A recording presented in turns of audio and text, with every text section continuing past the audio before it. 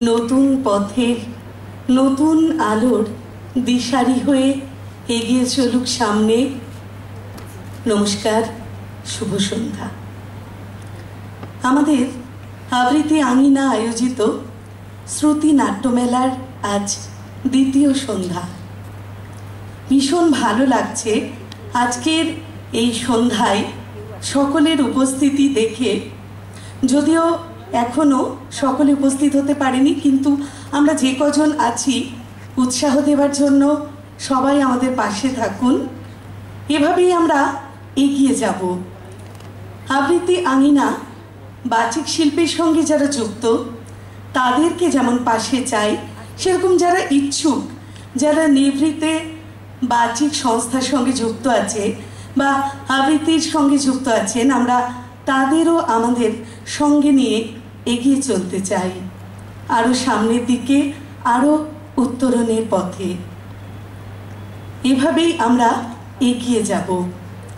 আমাদের আজকে আমাদের আবৃত্তি সন্ধ্যা বা আবৃত্তি আলোক, আমাদের শ্রুতি নাট্যমেলা, আমাদের এবারের সম্পূর্ণ নতুন একটি নিবেদন নিয়ে আমরা উপস্থিত হয়েছি। শ্রুতি নাট্যমেলা, আমার জানা নেই বহরমপুর বা মুর্শিদাবাদের বাইরে এরকম শ্রুতি নাট্যমেলার আয়োজন হয়েছে কিনা। সবাইকে সাথে নিয়ে, পাশে নিয়ে আমরা এভাবেই এগিয়ে চলব। আমরা আরও বেঁধে বেঁধে সকলকে নিয়ে এগিয়ে চলব। নমস্কার, মান্য সুধীজন। ইতিমধ্যেই আপনারা জেনে গেছেন আবৃত্তি আঙিনার লক্ষ্য উদ্দেশ্য, তাই আর নতুন করে কিছু বলবার নেই।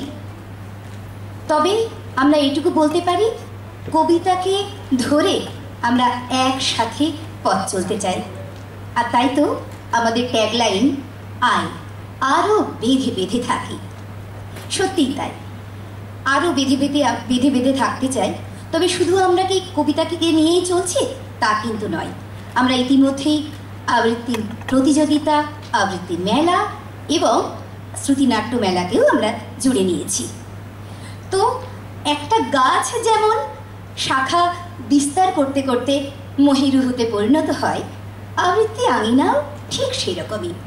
তবে এই সবই সম্ভব এই জার্নিতে আপনাদের সহযোগিতা যদি সর্বদা পেয়ে থাকি। আজকে সন্ধ্যায় আমি নিবেদিতা মণ্ডল সঞ্চালনায় থাকছি এবং সহ সঞ্চালিকা থাকছেন নীলাঞ্জনা দত্ত। সর্বপ্রথমেই যাদের শ্রুতি নাটক দিয়ে শুরু হচ্ছে এই উৎসব মুখর সন্ধ্যায়, তারা হলেন আলোকবর্ণা সংস্কৃতি বিতানের শিল্পীবৃন্দ। অংশগ্রহণে আলোকবর্ণা সংস্কৃতি বিতানের কর্ণধার শ্রীমতী সুদেষ্ণা দত্ত মহাশয়া এবং সাথে পলাশ পাল মহাশয়।